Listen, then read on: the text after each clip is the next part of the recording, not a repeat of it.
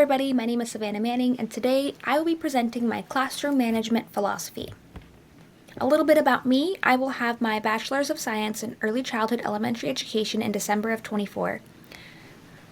I've worked as a special education instructional assistant, substitute teacher, and teacher candidate, experiences that have shaped my understanding of effective classroom management. My philosophy uses research-based strategies to promote a growth mindset, equity, and success. For the agenda of my presentation, I will start with policies and expectations, routines and procedures, classroom environment, then move into relationships, communication, discipline, and finally, equity. For policies and expectations, I believe that clear and consistent policies help create a structured and predictable environment where students know what to expect. Visuals around the room are key because they reinforce these policies and expectations, providing constant reminders for students. By implementing positive behavioral interventions and supports, I will take a proactive approach to addressing negative behaviors and fostering a supportive classroom environment. I will be doing this by using a teacher versus student point system, a strategy that incentivizes desirable behavior, promotes accountability, and encourages students to take ownership of their actions. It's also important to not only teach and model these expected behaviors, but also consistently enforce and reteach them as needed. For policies and expectations, I also believe that setting high expectations for both behavior and academic performance is crucial for student success.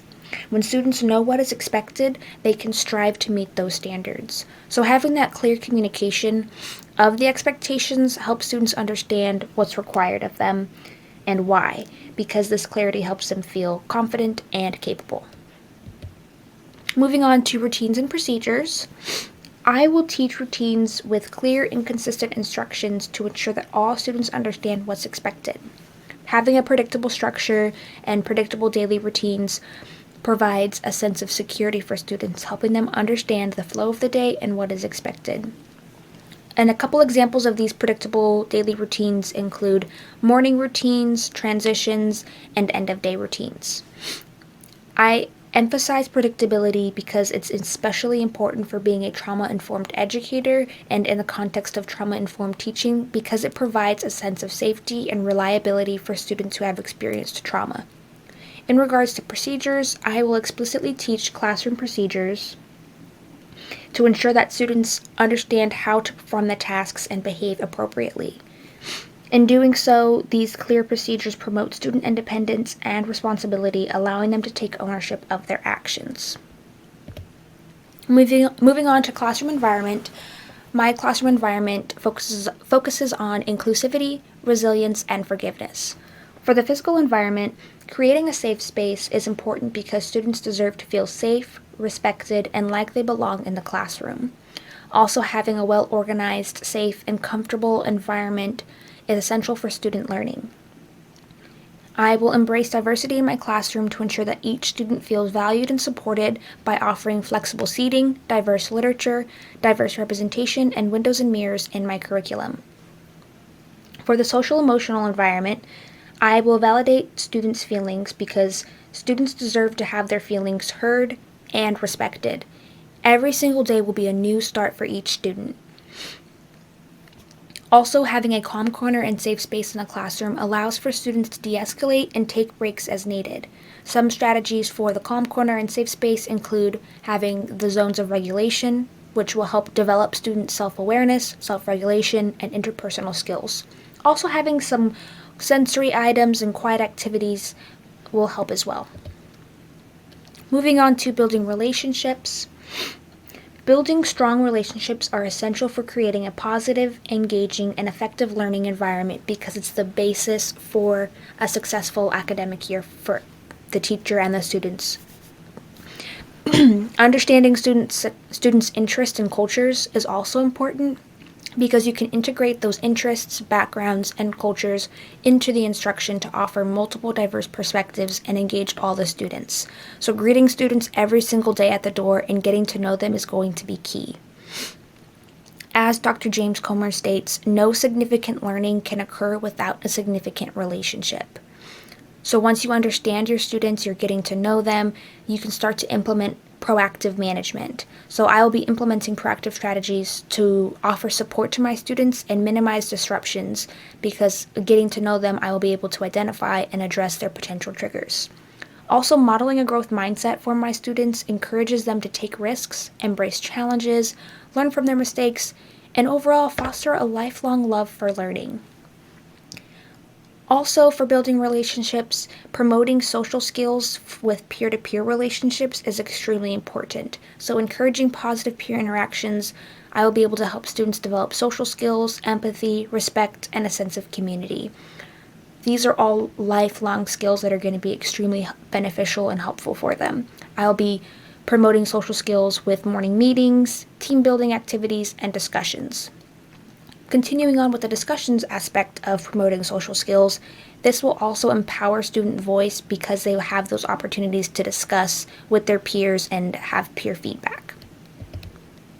Moving on to communication, I believe that providing clear and consistent communication helps students understand expectations, receive feedback, and feel supported in their learning. So having that open dialogue fosters better understanding and strengthens student-teacher relationships. Also, using active listening ensures that students feel heard, understood, and valued in a non-judgmental and supportive environment. Personally, I love using the strategy of waiting 10 full seconds after asking any questions, because this allows students to process the information they receive, think about a response, and formulate that response. Also, for communication, communicating with parents and families is extremely crucial to student success because it helps to create a consistent support system for the students. So regular communication, empowering choice, and personalized outreach are my 3 main steps for this.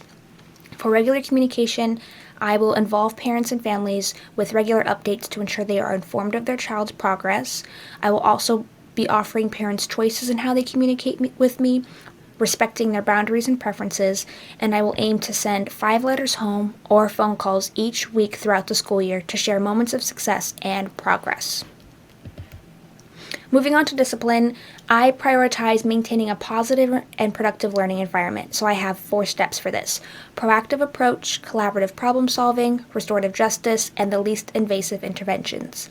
Touching on a little bit from each, for proactive approach, preventing behaviors before they escalate is key. So having those clear expectations of routines and procedures so students understand boundaries and feel supported academically, socially, and emotionally. For collaborative problem solving, students are encouraged to take ownership of their behavior and work together with me to find solutions. This helps to promote responsibility and conflict resolution. For restorative justice, my discipline is rooted in accountability of actions, practicing empathy and understanding diverse perspectives, and repairing harm when conflicts occur to restore those peer-to-peer or peer-to-teacher or student-to-teacher relationships. Also, for the least invasive interventions, using those nonverbal reminders, positive group corrections, and lightning quick public corrections is key. Also, anonymous individual corrections, such as I'm waiting for one friend to have their eyes on me or something like that. Okay. Moving on to equity in classroom management, I incorporate diverse perspectives, cultures, and backgrounds into the curriculum, so having that inclusive environment. Also, being a culturally responsive educator, I honor and celebrate the diversity of my students and include culturally relevant content.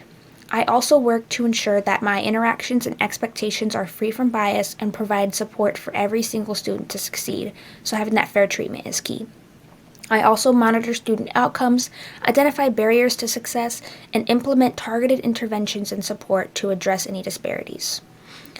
I am also extremely committed to personal development and self-reflection to improve my practice. And my research is cited from critical race theory, which provides a framework for understanding and addressing systemic inequalities, and culturally responsive teaching, which ensures that all students' cultural backgrounds are respected. And finally, in conclusion, my classroom management philosophy is designed to create a positive, structured, and inclusive learning environment. I will be implementing clear policies, consistent routines, proactive discipline strategies, and open communication, overall to support each student's growth and success. I'm committed to continuous learning and fostering an equitable classroom where every single student feels valued and empowered. So thank you very much for your attention, and I am so excited to make a positive impact on my students' lives. Thank you again.